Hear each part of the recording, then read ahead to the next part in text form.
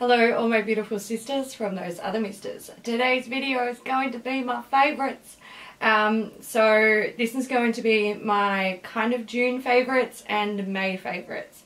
I filmed my May favourites and I planned on like editing and uploading it while I was in Japan, and it didn't happen. And when I got home I was looking at the footage thinking maybe I could just put it up at the end of the month, you know, whatever. And the footage was bad. The camera kept focusing on my bookshelf behind me, hence why I'm now going with this white background, which is boring as fuck, but the camera doesn't tend to try and focus on stuff behind me. So I figured, since I couldn't use that footage and also I was on holiday for 2 weeks in Japan, I didn't really develop any new June favourites except for like 1 or 2 things. So I thought, let's just combine them. Let's sit down, refilm it and talk about stuff that I loved in May and June. The first item I want to start with is actually not a beauty product, but I want to talk about it now because it's currently in my hand. This is a Corkcicle Tumbler. I picked it up in Japan, and usually I'm not into tumblers like this. I find that they're just, I don't know, I can't be bothered with them, to be honest. They don't really do anything other than make drinks portable. Half the time they're like closing, or like the lid on top is loose or it leaks. And then when you've got to wash it, you've got like dried coffee in the mechanism. It's disgusting. Like, I can't be bothered with them. And they don't really offer anything. Like this one offers to keep your drinks hot for like up to 6 hours or something, and cold for like 12 or 13 hours. Now, typically I've never had a tumbler that has offered that. I've seen a few on the market, but when I saw this one in Japan, I was like, I don't know if I believe it, but I'm kind of willing to spend the money and give it a go. So I bought it, and I've not been using normal mugs since I got home because this thing is amazing. Right now I have tea in it, and I love tea. I fucking love tea. Some of you would have seen my tea hauls. Like, I can buy a lot of tea because I really enjoy it. But something I hate about tea is you make it and it goes from steaming hot to ice cold within like half an hour. So you've got this really short window of drinking your tea at an optimum temperature. And the same goes for coffee. So usually I'll make a tea and I'll wait for it to cool down, and then I'll have a few sips and I'll put it down and go to do something. I come back, it's ice cold, I can't drink it. We don't have a microwave, so there's no reheating drinks in this house. Same goes for coffee, especially in the morning. I'm one of those people, like, I don't have breakfast, I have a coffee, and I usually get halfway through it and then I sort of have enough senses to get up and do something, like, I don't know, let the cat out or feed her, or the birds need feeding or something. I have to get up, and I come back and my coffee is ice cold and I have to make another one. This has changed my life. This literally keeps drinks hot for, like, piping hot, like out of the kettle, just made hot, for at least an hour, maybe closer to 2. Then it starts to cool down to, like, you know, cool enough to drink without potentially scalding your face, and it will stay that temperature for another like couple of hours. I love this thing. I fucking love it. It's changed my life. I don't use normal mugs anymore. I use my Corkcicle, and I totally don't mind washing it because it's worth it. Alright, let's move on to beauty products because we know that's why you're really here. I'm going to start with some skincare products. First up is a Glamourflage Maverick Margo Super Redefining Body Cream. So this is a body cream with a caffeine in it, and it is designed to target like wobbly bits, cellulite. We've all got it. It's great, isn't it? Now, the formula of this is quite thin, it absorbs quickly, it smells good, all that jazz. But something that I think really makes this product is actually the applicator. So hopefully you can see there, it has 3 like ball bearings on the top, and essentially what you do is you turn it on. So you turn this part, turn it on, product will then be able to flow out through the ball bearings, and you massage it into your skin. I love how this feels. It actually feels like a proper like deep massage. I love to get this like on my thighs and just go ham. I don't have time to have massages, so it's kind of nice when I've been out wearing heels and my legs are hurting or the bottom of my feet, and I just get this in there and like cause more pain, but then I feel better later. So I really like it. I can't say I've noticed a difference with my cellulite, but you know, whatever. I embrace my imperfections. However, I don't embrace ouchy pain, and I feel like the massage applicator on this thing is so good for ouchy pain. My next favourite is something from NIOD. This is the Mastic Must. Mastic Must? Yeah, it always sounds strange when I say it out loud. Mastic Must Mask. Oh my god, I'm not saying it again.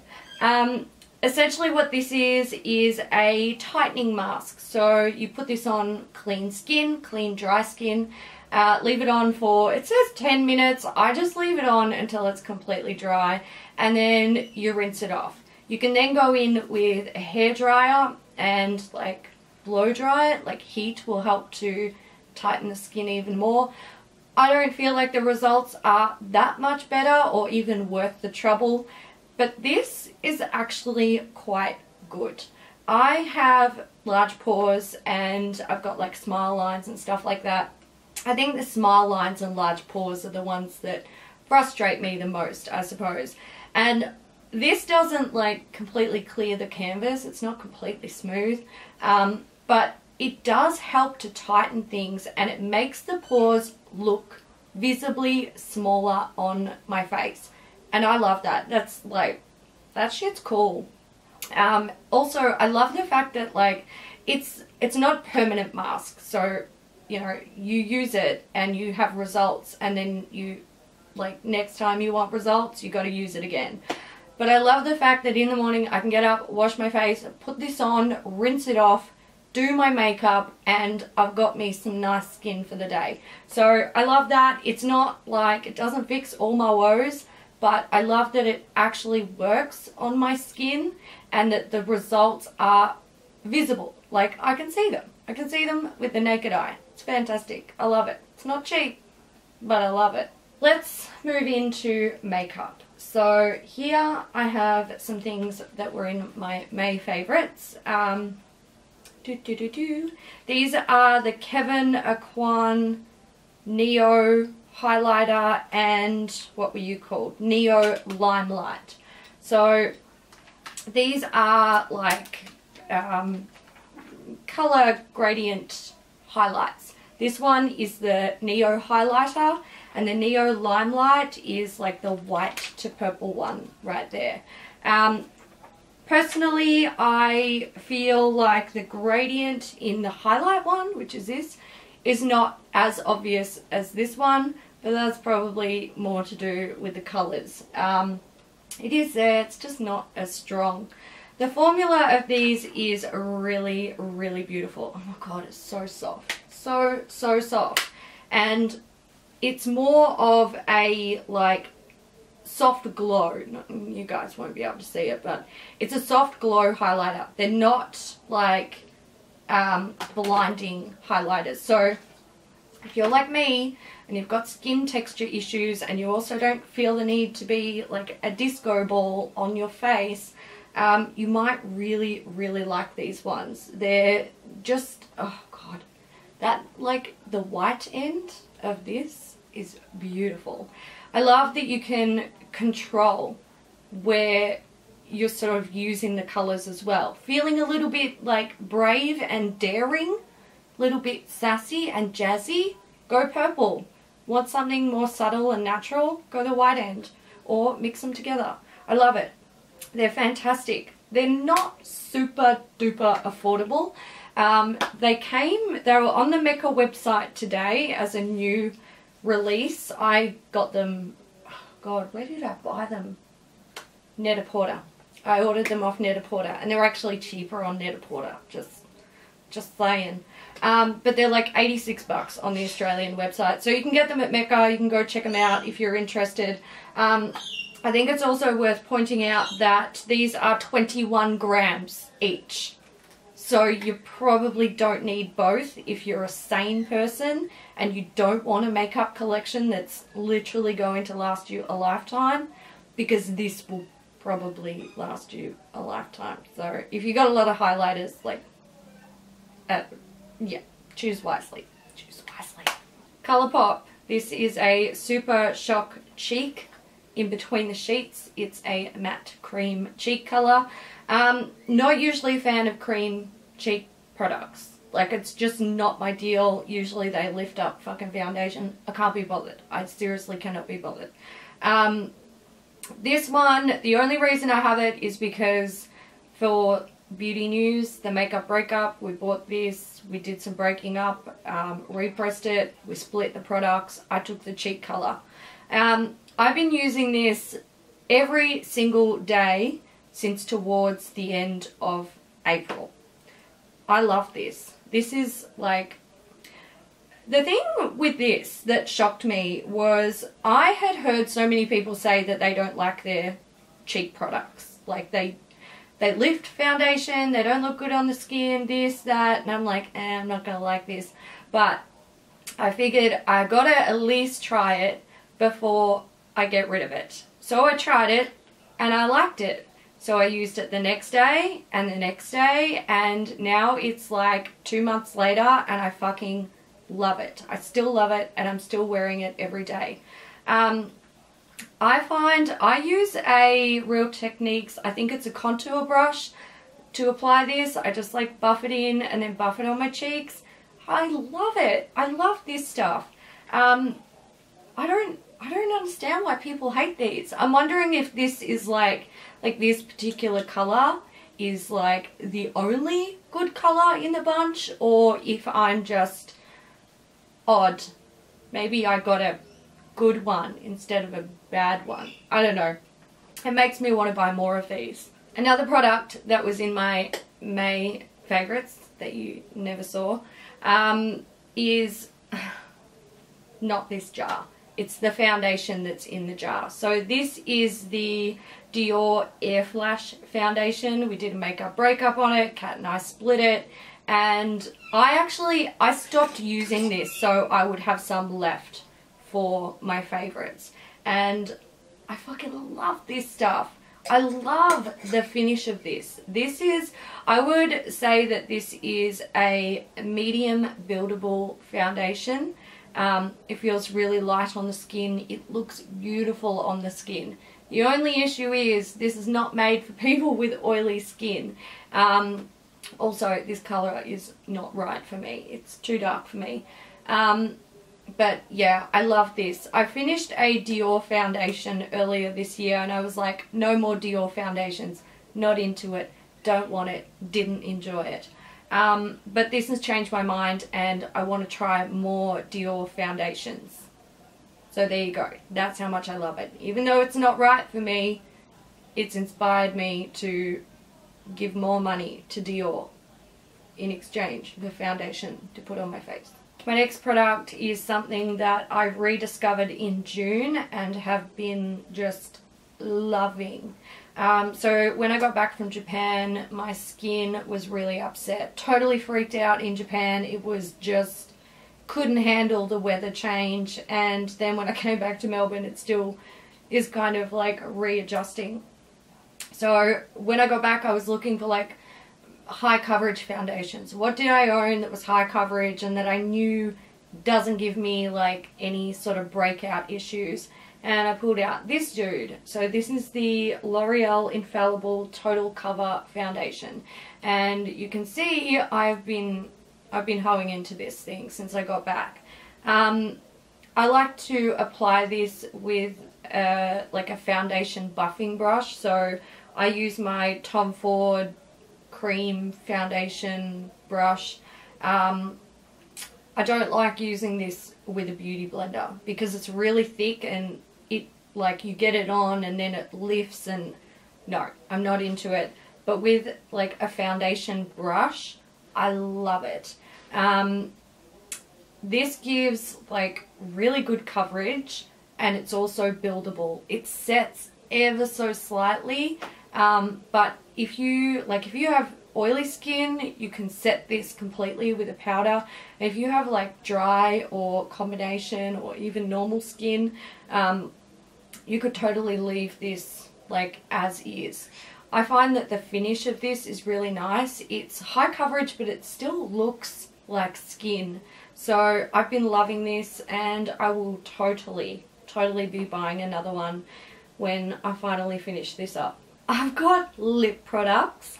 I'm going to start with Too Faced. I think people assume that I don't like Too Faced because whenever I review their products, I'm like extra critical on them. Usually it's palettes and I'm like really critical about them. And also people who watch beauty news and then come to my channel from there, I think when they see me talking about Too Faced on beauty news, they assume that I'm like, you know, bashing the brand or whatever. But I hold Too Faced to a very high standard. I know that they can make fucking awesome products. So when their products like fall below what I think their standards are, I'm like, no, not giving you a pass on that one. So I don't have a problem with Too Faced. I'm just critical of their stuff. Over the last couple of months, I've been buying their Melted Matte Liquid Lipsticks because I love them. They are actually my favorite formula of matte liquid lipstick, and I've been wearing them a lot lately. They are super comfortable and they wear beautifully throughout the day, even if you're like eating and drinking and they actually start to wear off. They don't wear away patchy or weird. They don't crumble. It's all good. I really like them. The reason that I'm like really getting into them now, and I've pretty much brought out my whole fucking collection of them, is because since I got Invisalign, pretty much the only colourful lip products that I can wear are matte products that don't transfer onto my trays, and these are the only ones that I find comfortable enough to actually wear throughout the day, or even like days on end. So recently I've picked up 3 new ones. I've got Evil Twin, Why Not, and Suck It. I'm wearing Suck It today. It's gorgeous, isn't it? And I love these colours. I love them. Why Not and Evil Twin. I believe it's Why Not and Evil Twin. Crap, maybe it's Suck It. I don't know. 2 of them are from the newest range, and one I picked up from the existing range. And these are just, oh my god, they're so beautiful. They're so beautiful. I'm just swatching them for you. Well, swatching them for me, but whatevs. Alright, so there they are. So we've got Suck It, Evil Twin, and Why Not here. My personal favourite at the moment is Evil Twin, the super dark one in the centre. It's almost black. I fucking love it. I love a dark lip in winter, and reddy purple tones, just, they work for me. They work so well. So I have been adoring these. The other ones I got, just for shits and giggles, I've got Sellout, which I actually picked up a couple months ago. Queen Bee, which is like, that was the first one I bought, and that's what sparked my love for these matte liquid lipsticks. And also Lady Balls. Another one I have is Drop Dead Red. That shade can drop dead because the formula is not the same. It wears patchy, it's weird, it's not, don't go there. But go here, this is good, that is bad. I have a Lone Revlon lipstick here. This is an Ultra HD Gel Lip Colour in 755 Adobe. What? Adobe? Yep, Adobe. Okay. It's a red shade, slightly, like, it's a dark red. Cool packaging. You've got like a twist up applicator, nice thin bullet, so you get that, you know, precise application. The formula is really nice on these. Very pigmented, glossy finish. Can't wear it every day. Gets on my trays. Sad face. Super comfortable on the lips and wears away really nicely. So through eating and drinking it does wear off, but it wears away clean. So you're not left with like weird patches or weird like lines of product and then bare lips. Love these. I want to get more. The only reason I didn't buy more straight after falling in love with this one is because I can't wear them a lot because it gets on my trays and then it looks like I ate a lipstick. It's not good. My last lip products and my last favourites are Maybelline lipsticks. So these are from the Bold Matte collection. Can I just complain about Chemist Warehouse stickers ruining my makeup life? Like, I get that people steal shit and that's bad and you need to stop it, but these stickers are a nightmare for people like me. I hate them. Anyway, Bold Mattes, I've got 760 Gone Greige and 790 Midnight Merlot. So Midnight Merlot and Gone Greige.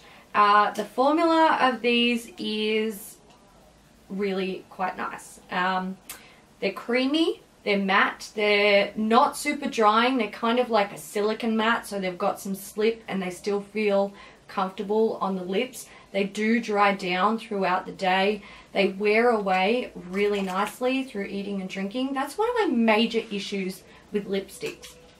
You put a lipstick on, you go out, you're like, you know, having lunch with a friend or coffee with a friend, and then you look in the mirror and you've got like a ring of lipstick around your mouth and nothing on the majority of your lips.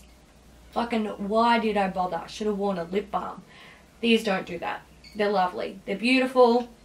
I'm into it. I wish they would expand the shade range because I'm not really into any of the other colours. But if they do, I will buy more. And I suggest, if you like Maybelline lipsticks and you like matte lipsticks, check this range out if you haven't already. Alright guys, that's it for me today. I hope you enjoyed this video. If you did, give it a thumbs up. There's a comment section. You can go and tell me what your favourites are or your fails if you want to discuss that as well. Did you see anything in this video that you've used and loved or didn't like, or anything, feelings about the products? I will see you soon in the next one. Don't know what it is, but hopefully it's coming soon. Thanks so much for watching, guys. Bye.